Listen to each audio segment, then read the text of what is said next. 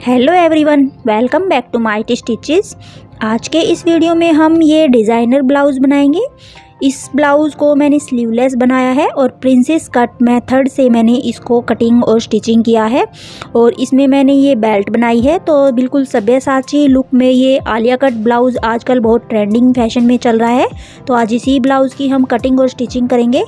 तो ये 1/2 इंच का हम साइड में फैब्रिक सीधा कर देते हैं। ये 1/2 इंच हम मार्जिन लेंगे हुक और आई की जो पट्टी हम लगाएंगे उसके लिए। और नीचे ये फैब्रिक को सीधा करने के लिए मैं 1/2 इंच पे मार्क करके लाइन यहाँ पर खींच देती हूँ। अब हम यहाँ पर 36 साइज़ का ब्लाउज़ बनाएंगे। तो उसके लिए हम बैक पार्ट में हुक आई की पट्टी लगाएंगे। और हुक आई की पट्टी के लिए ये मैंने मार्जिन ऐड कर दिया है साइड में। अब लेंथ के लिए हम यहाँ पर मार्किंग करेंगे। तो 14 इंच हमारे ब्लाउज़ की लेंथ है। 1 इंच उसमें हम मार्जिन के लिए ऐड करके 15 इंच पर लेंथ के लिए मार्किंग कर लेंगे इस तरह से। और इस तरह से 15 इंच पर मार्किंग करके इस लाइन को हम स्ट्रेट कर लेंगे।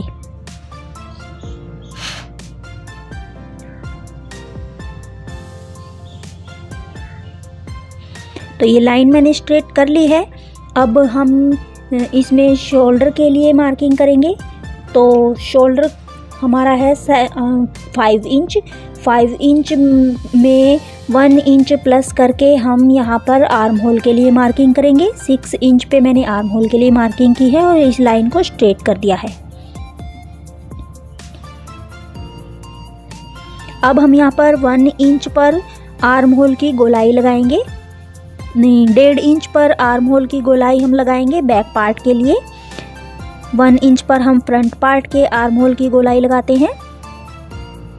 तो 1.5 इंच पे मैंने आर्म होल को राउंड कर दिया है। अब यहाँ पर चेस्ट के लिए मार्किंग करेंगे।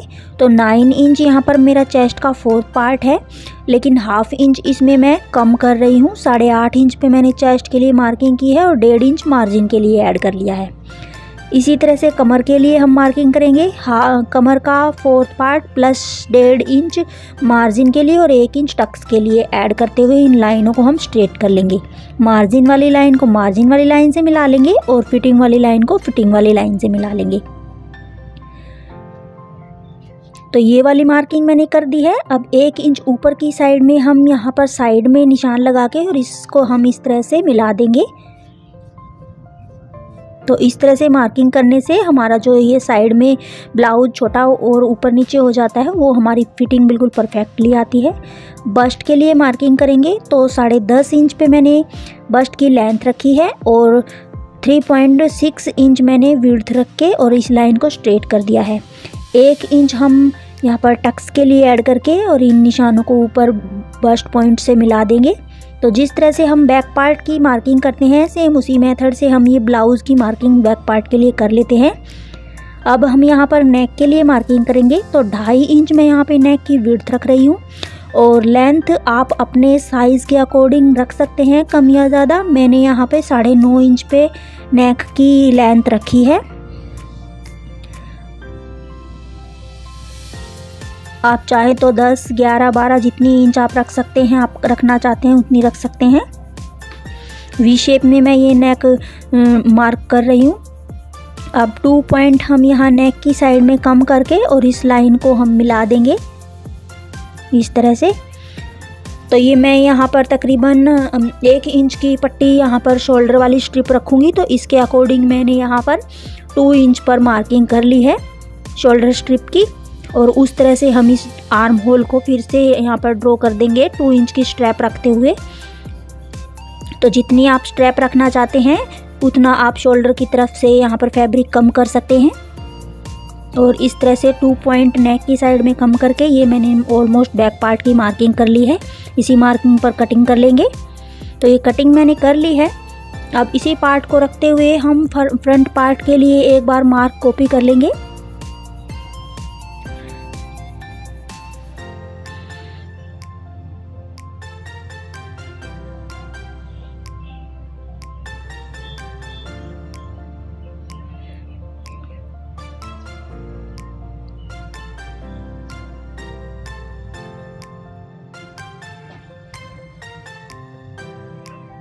तो इस तरह से ये सभी मार्क मैंने बैक पार्ट के फ्रंट पार्ट के लिए कॉपी कर लिए हैं।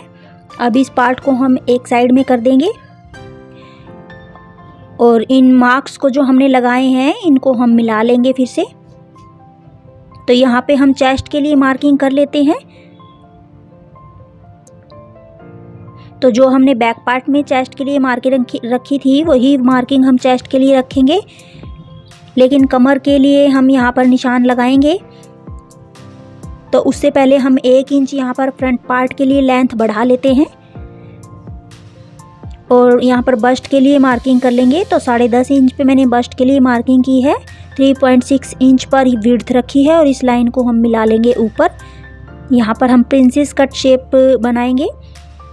तो 1 इंच हम यहाँ पर ऊपर बस्ट पॉइंट से 1 इंच ऊपर की तरफ मार्क करके और एक और पॉइंट हम यहाँ पर लगा रहे हैं। इस मार्क से हम ऊपर शोल्डर वाले पॉइंट से प्रिंसेस कट वाली शेप लगाएंगे। तो उससे पहले हम यहाँ पर शोल्डर के लिए फिर से मार्किंग कर लेते हैं आर्म होल के लिए। तो आर्म होल वाली मार्किंग हम यहाँ पर जो हमने बैक पार्ट में रखी थी उससे हम 1/2 इंच अंदर की साइड में एक और निशान लगाएंगे और आर्म होल की गोलाई 1 इंच पर लगाते हुए आर्म होल को फिर से ड्रॉ कर लेंगे फ्रंट पार्ट के लिए।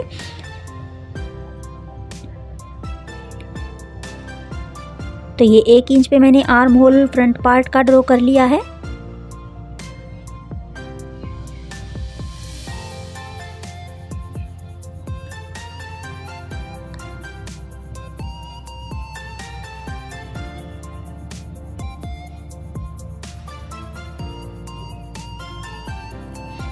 अब हम यहाँ पर अपना अंडर बस्ट पॉइंट यहाँ पर लगाकर और बेल्ट निकालेंगे इसी पार्ट में से। तो 13 इंच पर मैंने अंडर बस्ट का निशान लगाया है और इस वाली मार्किंग को हम सीधी कर देंगे इस तरह से। तो इसी पार्ट से हम यहाँ पर बेल्ट कट करेंगे। तो उसके लिए मैंने ये बेल्ट के लिए मार्किंग कर ली है 13 इंच पर। अब हम यहाँ पर नेक का पार्ट छोड़ते हुए जितना हम यहाँ पर नेक की लेंथ रखेंगे उससे 1 इंच हम नीचे से बेल्ट के लिए मार्किंग करेंगे। तो ये नेक के लिए भी मैंने मार्किंग कर दी है। आप जितना नेक की लेंथ रखना चाहे उतना आप लगा सकते हैं। यहाँ पर मैंने 8.5 इंच नेक की लेंथ रखी है और 1 इंच नीचे की तरफ हम नेक से 1 इंच नीचे की तरफ मार्किंग करके और उसी मार्किंग से हम यहाँ पर बेल्ट के लिए पॉइंट लगाएंगे। तो इस तरह से बेल्ट का हम शेप लगा लेते हैं यहाँ पर।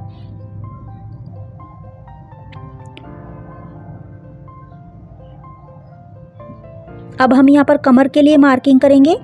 तो 8 इंच पर मैंने कमर का 4th पार्ट लगा दिया है और बेल्ट की भी मार्किंग मैंने कर ली है। अब यहाँ पर हम शोल्डर की तरफ से 1 इंच जिस तरह से हम ब्लाउज में निशान लगाते हैं प्रिंसेस कट ब्लाउज में उसी तरह से मार्किंग करते हुए और यहाँ पर प्रिंसेस कट वाली शेप यहाँ पर ड्रॉ कर लेंगे। तो प्रिंसेस कट के ब्लाउज़ के कटिंग के मैंने बहुत सारे पैटर्न्स अपने चैनल पर डाले हुए हैं। आप वहां पर जाकर डिटेल में प्रिंसेस कट की कटिंग सीख सकते हैं। हम यहां पर इस ब्लाउज़ में प्रिंसेस कट शेप में ही इस ब्लाउज़ की कटिंग कर रहे हैं। तो जिस तरह से प्रिंसेस कट ब्लाउज़ की नॉर्मल कटिंग मैंने अपने अदर्स वीडियो में सिखाई हुई है, सेम उसी मेथड से हम यहाँ पर प्रिंसेस कट की शेप ड्रॉ कर लेंगे। और ये बेल्ट के लिए मार्किंग हो गई है हमारी। अब सेम इसी मार्किंग के ऊपर हमें कटिंग करनी है। तो बेल्ट मैंने यहाँ पर 2.5 इंच की रखी है नीचे और ये मार्किंग मैंने ऑलमोस्ट कर ली है। हम इस प्रिंसेस कट वाली शेप को यहाँ पर फैब्रिक पर कट नहीं करेंगे। जो हमने मार्किंग की है सेम इसी मार्किंग के ऊपर हम यहाँ पर स्टिचिंग लगाएंगे इसकी। बाकी बेल्ट हम इस फैब्रिक से अलग कर लेंगे कटिंग करते हुए। अब यहाँ कमर के लिए मार्किंग कर लेंगे। तो कमर हमारी जितनी है हम उसी के अकॉर्डिंग यहाँ पर मार्क करते हुए और इस फ्रंट पार्ट के फैब्रिक को भी कट कर लेंगे। तो ये ऑलमोस्ट मार्किंग मैंने फ्रंट पार्ट की कर दी है।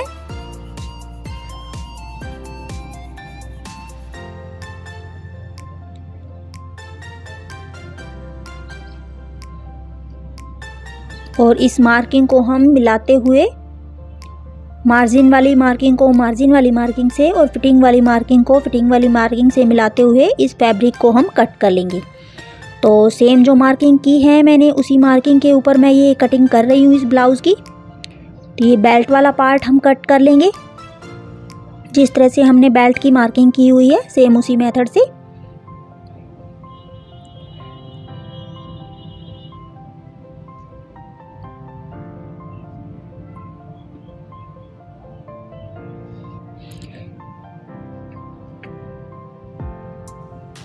ये ब्लाउज़ में मैं स्ट्रिप अलग से यहाँ पर जॉइंट नहीं करूँगी, मैंने इसी फैब्रिक में से स्ट्रिप्स कट कर ली हैं।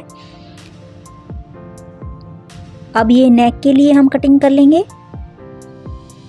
सेम उसी मार्किंग के ऊपर हमें कटिंग करते हुए और इस प्रिंसेस कट की कटिंग कर लेनी है। तो इस तरह से बेल्ट की भी हम कटिंग कर लेंगे जो हमने मार्किंग बेल्ट के लिए की है।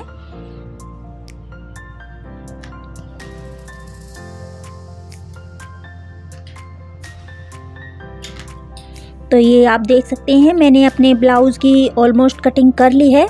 अब इस पैटर्न को हम इसी तरह से स्टिच करेंगे जिस तरह से हमने मार्किंग की हुई है। हम इसकी कटिंग नहीं करने वाले हैं क्योंकि ये डायरेक्ट फैब्रिक पर मैंने कट किया है, तो इसमें मैंने हाफ इंच मार्जिन के लिए ऐड नहीं किया है प्रिंसेस कट वाले पैटर्न में। तो ये मैंने बैक और फ्रंट पार्ट दोनों की कटिंग कर ली है। अब इसकी स्टिचिंग के लिए हम मशीन पर चलेंगे। तो ये बैक पार्ट का हमारा नेक का पैटर्न कटिंग करना रह गया था, वो भी मैं अब कट कर लेती हूँ। और नीचे से भी मैंने ये जो शेप इसकी फिटिंग वाली ड्रॉ की थी वो भी मैंने कट कर ली है अभी। तो ये दोनों पार्ट्स की हमने कटिंग कर ली है। अब इसकी हम स्टिचिंग करेंगे। तो सबसे पहले हम बैक पार्ट की स्टिचिंग करेंगे। तो बैक पार्ट के लिए पहले हुक और आई की पट्टी को हम इस तरह से स्टिच कर देते हैं। तो बिल्कुल सफाई से हमें ये पट्टियाँ स्टिच कर लेनी है हुक और आई की। तो जिस तरह से हम और नॉर्मल ब्लाउज़ में बैक पार्ट की कटिंग और स्टिचिंग करते हैं, बैक पार्ट की हमने इस पैटर्न में सेम उसी मेथड से कटिंग की है और स्टिचिंग भी हमें बैक पार्ट में सेम उसी मेथड से करनी है।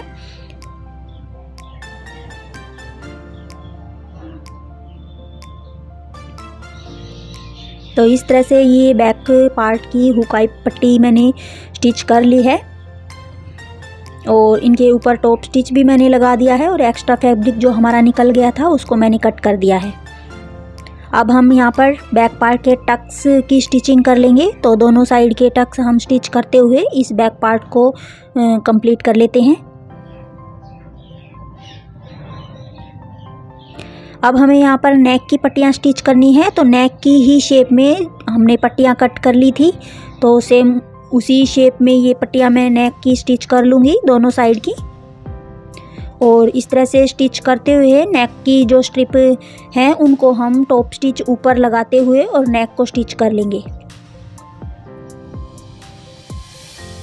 तो ये दोनों साइड की पट्टियाँ मैंने स्टिच कर ली हैं नेक की। अब इनके ऊपर हम टॉप स्टिच लगा लेंगे। एक एक सिलाई हम टॉप स्टिच के लगाएंगे, बाद में हम जो दूसरी सिलाई लगाते हैं उसको हम तुरपाई करके उसकी फिनिशिंग कर लेंगे। तो ये दोनों साइड की पट्टियों के ऊपर मैंने टॉप स्टिच लगा लिया है।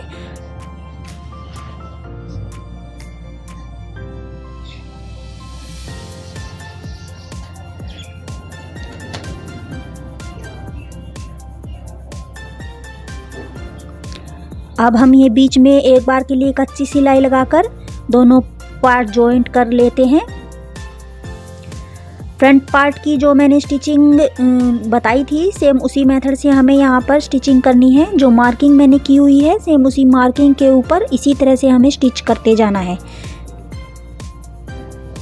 तो बिल्कुल सफाई से हमें फैब्रिक को खींचना नहीं है, बिल्कुल हल्के हाथ से पकड़ते हुए और उस मार्किंग के ऊपर हमें इस तरह से स्टिचिंग लगा के और फ्रंट पार्ट की भी हमें कप्स स्टिच कर लेने हैं इस तरह से।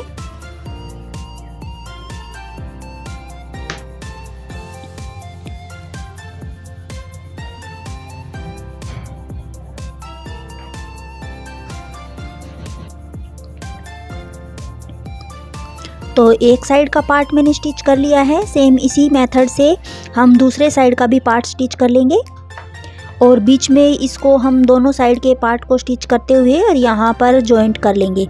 तो उससे पहले हम यहाँ पर नेक की स्ट्रिप जो मैंने नेक की शेप में ही कट की थी वो स्ट्रिप हम नेक की स्टिच कर देंगे। जिस तरह से हमने बैक पार्ट की नेक की पट्टियाँ स्टिच की थी सेम उसी मेथड से फ्रंट पार्ट की भी नेक को हम स्टिच कर लेंगे और टॉप स्टिच लगाते हुए नेक को कंप्लीट कर लेंगे। नेक को कंप्लीट करने के बाद बीच में हमें ये दोनों पार्ट्स जॉइंट करने के लिए 1-1 इंच का बीच में गैप दिया था, उस गैप को हम स्टिच करते हुए दोनों पार्ट को जॉइंट कर लेंगे।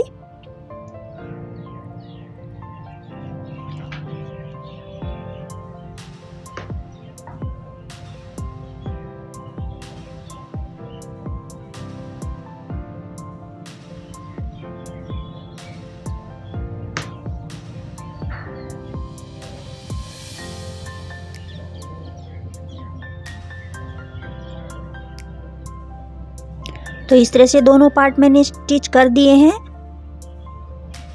और इस तरह से 1 इंच का गैप छोड़ते हुए हमें बीच में से स्टिचिंग लगा लेनी है।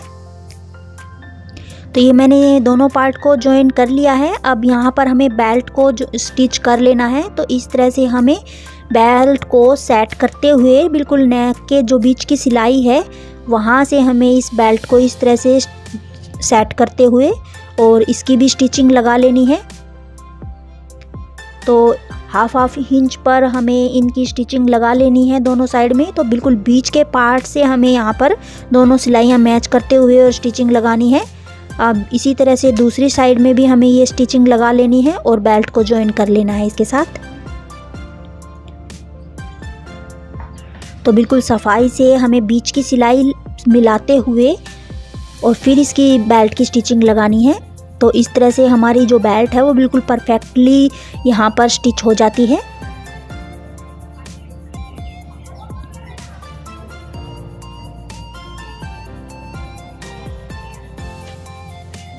तो ये बेल्ट को मैंने जॉइन कर लिया है इसके साथ। अब इसके ऊपर हम टॉप स्टिच लगा के इस बेल्ट को बिल्कुल फिक्स कर देंगे इसके ऊपर।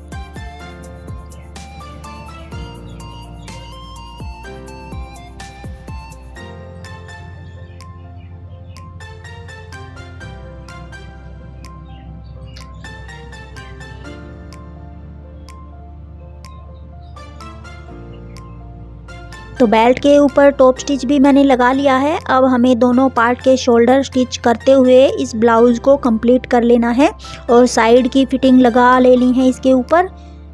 और शोल्डर के लिए हमें क्रॉस पट्टी कट करते हुए शोल्डर भी ये आर्म होल भी हमें यहाँ पर स्टिच कर लेने हैं क्रॉस पट्टी इसमें जॉइन करते हुए। तो इस तरह से मैं सारी स्टिचिंग इस ब्लाउज़ की लगा लेती हूँ। उसके बाद मैं इसका फाइनल लुक शेयर करूँगी।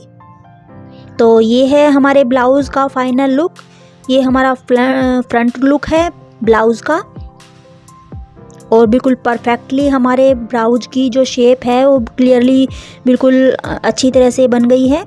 और ये है हमारे ब्लाउज़ का बैक पार्ट। तो गाइज़ मिलते हैं नेक्स्ट वीडियो में। Till then thanks for watching. Bye bye.